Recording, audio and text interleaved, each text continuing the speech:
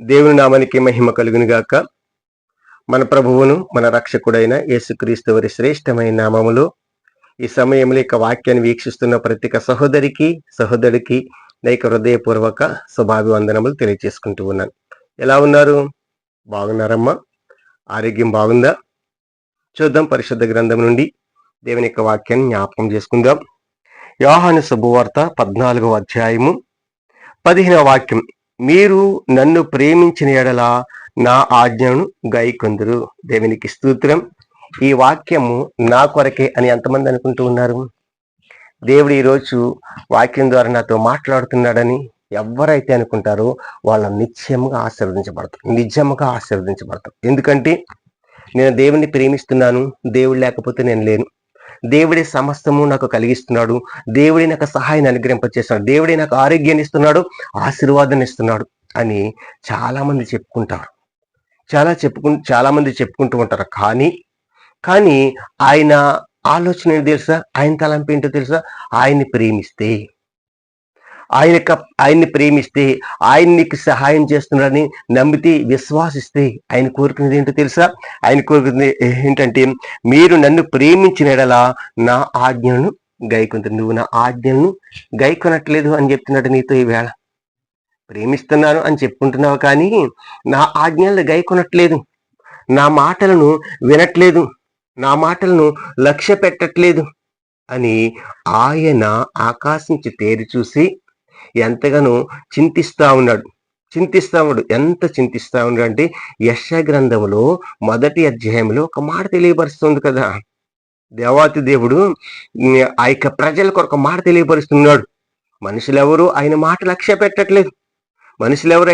లక్ష్య పెట్టట్లేదు కాబట్టి భూమిని ఆకాశమును ఆయనే సృజించున్నాడు. కాబట్టి ఆయన అంటున్నాడు, ఆకాశమా ఆలకించుము, భూమి చెవియెగ్గుము.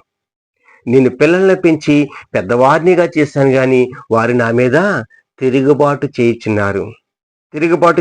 ఎవరితో చెప్తా ఉన్నాడు ప్రభువు?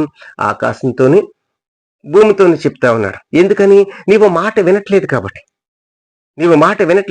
ఎంత చింతిస్తా ఉన్నాడు తెలుసా? అమ్మా, ఒక్కసారి నువ్వు ఆలోచించు. నీ యొక్క బిడ్డలు, నీ కడుపున పుట్టిన బిడ్డలు నీ మాట వినకపోతే ఎంత బాధగా ఉంటది? నీ కడుపున పుట్టినటువంటి బిడ్డలు నీ మాటను లక్ష్య పెట్టకుండా వారి యొక్క సొంత ఆలోచనతో, సొంత తలంపుతో, సొంత ఉద్దేశములతో వారి ముందుకు కొనసాగిపోతూ ఉన్ననుకో, నీకు ఎలా అనిపిస్తుంది?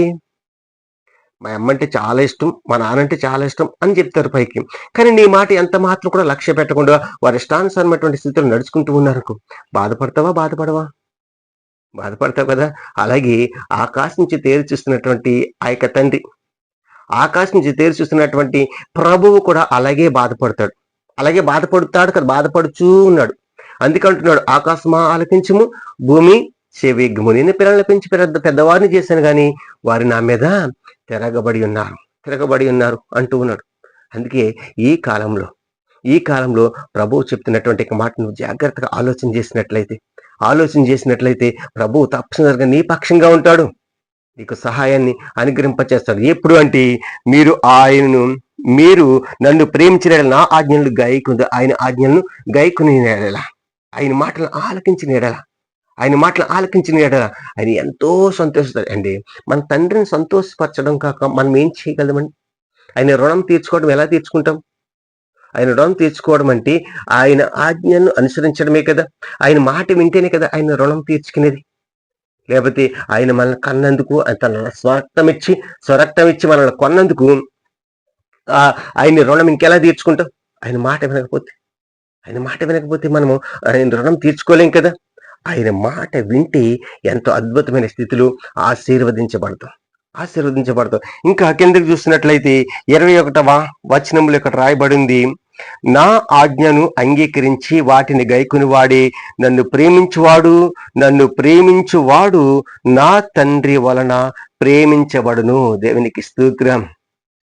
నన్ను ప్రేమించేవాడు నా తండ్రి వలన ప్రేమించబడతాడు. అంటే యేసుక్రీస్తుని ప్రేమించేవాడు యేసుక్రీస్తు వారిని పంపిన వాని వలన ప్రేమించబడతారు. చాలా అద్భుతం కదండి, చాలా అద్భుతం. మనము దక్కించుకోవడానికి మనం ప్రయత్నం చేయాలని, పోగొట్టుకోవడానికి ప్రయత్నం చేయకూడదు. పోగొట్టుకోవడానికి ఎంతండి చీ అనిపించుకుంటే క్షణం పట్టదని పెద్దలు సామెత చెప్తున్నారు కదా. మంచి అనిపించుకోవడానికి చాలా సమయం పడుతుంది, చాలా సమయం పడుతుందట.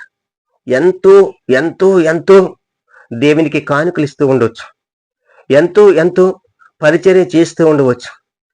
నువ్వు చేసిన చిన్న పాపం ద్వారా ఆయనకు దూరం అయిపోయేటువంటి పరిస్థితులు రాకుండా చూసుకోవాలి, కాపాడుకోవాలి. మనల్ని మనం కాపాడుకోవాలి. ఆయన వాక్యం ద్వారా మనల్ని కాపాడుకోవాలి. ఆయన ప్రేమిస్తే, ఆయన ఆజ్ఞలను గైకొంటే ఆయన తండ్రి వలన ప్రేమించబడతాం. చాలా చక్కగా సూటిగా రాయబడింది. నన్ను ప్రేమించిన వాడు నా తండ్రి వలన ప్రేమించేవాడును, నేనును వానిని ప్రేమించి వానికి నన్ను కనపరుచుకొందును. దేవునికి స్తోత్రం. ఆయన్ని కనపరుచుకుంటాడట, ప్రభువుని కనపరుచుకుంటాడు. ప్రియ సహోదరి సహోదరులారా, యెషయా భక్తుడు బాధపడినట్లుగా కాదు కానీ, యెషయా భక్తుడు మరి ఆకాశంతోను భూమితోను యెషయా భక్తుల ద్వారా తెలియపరిచినట్లుగా కాదు కానీ, ప్రభువు నీతోనే చెప్తా ఉన్నాడు. నా ఆజ్ఞలను గైకొనుము, నా యొక్క మాటను ఆలకించుము అని ఆయన చెప్తా ఉన్నాడు. ఆయన మాటను ఆలకిస్తే, ఆయన మాటను గైకొంటే, ఆయన యొక్క చిత్తాన్ని వెతికితే తప్పనిసరిగా నీ యొక్క చేతుల కష్టార్జితం ముందు చూసావు, నీ చేతుల కష్టార్జితం ముందు చూసావా, తప్పనిసరిగా నీ యొక్క కుటుంబము అనుభవిస్తుంది. నీ కుటుంబం అనుభవిస్తుంది. నీ చేతుల కష్టార్జితం నీ కుటుంబం అనుభవిస్తుంది. నువ్వు అద్భుతమైన స్థితిలో ఆశీర్వదించబడతావు. అట్టి ఆ రీతిలోనే కాదు కానీ, ఇంకా ఆయన పట్టణానికి కూడా చేరుకోవడానికి ఎంతో సహాయకరంగా ఉపయోగపడతాయి ఆయన ఆజ్ఞలు. అందుకే ఆయన ఆజ్ఞలను గైకొనడానికి, ఆయన ఆజ్ఞలను అంగీకరించడానికి, ఆయన ఆజ్ఞలను పట్టుకోవడానికి నువ్వు ప్రయత్నం చేయి. ఆయన పట్టణంలో నివాసం నీకు ఏర్పరచబడుతుంది. సహోదరి సహోదరు, నిర్లక్ష్యమైన ద్వారా మనకు వద్దు, నిర్లక్ష్యమైన ద్వారా వద్దు. ఒకరినిపై ఒకరిని నిందారోపణ మనకు వద్దు. దేవుడు మన పక్షంగా ఉన్నాడు. దేవునికి మనకు సహాయం చేయడానికి ఆయన ప్రాణాన్ని సహితం అర్పించున్నాడు.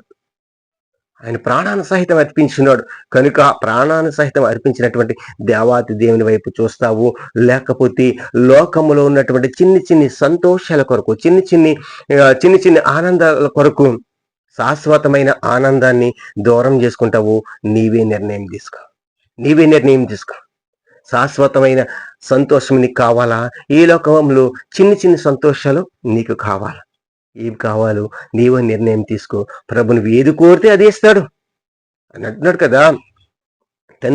కుమారుడు చేపని అడిగితే తండ్రిని చేపనే ఇస్తాడట. అర్థమవుతుందా? ఏది అడిగితే అదే ఇస్తాడు. ఒకవేళ కుమారుడు చేపని అడిగితే ఆయన పాముని ఇస్తాడా? ఇవ్వడు కదా. పాముని ఇవ్వడు, చేపనే ఇస్తాడు.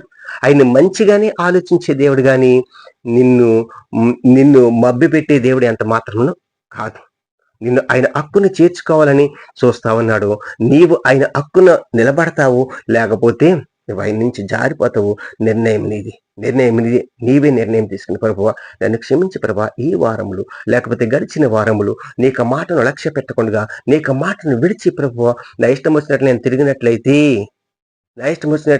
నేను చేసినట్లయితే దయతో నన్ను క్షమించి నీ ఆజ్ఞను అనుసరించే శక్తి నాకు అనుగ్రహింపచే ప్రభు అని చెప్పేసి ప్రార్థన చేసుకుందాము. ప్రభువు నేను దీవిస్తాడు. ఈ కొద్ది మాటలు దేవుడు దీవించి ఆశీర్వదించిన గాక. ఆమేన్. చిన్న ప్రార్థన. పరిశుద్ధుడా, నీకే వందనాలు, స్తుతులు, స్తోత్రాలు. ఈ సమయంలో ఈ యొక్క వాక్యం వినించిన ప్రతి ఒక్క బిడ్డని దీవించండి, ఆశీర్వదించండి ప్రభు. అవును ప్రభు, నేను దేవుణ్ణి ప్రేమిస్తున్నాను అని మాటలతో చెప్పడం కాదు కానీ ప్రభు, నీ ఆజ్ఞను అనుసరించేటువంటి శక్తిని వారికి అనుగ్రహింపచేయమని, అలాగే ప్రభు నీ యొక్క వాక్యాన్ని పట్టుకునేటువంటి శక్తిని వారికి దయచేయమని, జ్ఞాపక శక్తిని వారికి అనుగ్రహింపచేయమని, దీవించి ఆశీర్వదించమని, అలాగే వారి కుటుంబాలను ప్రత్యేక అవసరం తీర్చమని, ఈ యొక్క వాక్యం వింటున్న ప్రతి ఒక్క బిడ్డ పట్ల కృప చూపించి సహాయం అనుగ్రహింపచేయమని, నజరేయుడైన యేసుక్రీస్తు వారి శ్రేష్టమైన నామములో నా ప్రియ బిడ్డలందరినీ మీ దయగలస్తులుగా చెప్పుకుంటున్నాము తండ్రి. ఆమేన్. Praise Lord. అందరికీ వందనాలు. God bless you.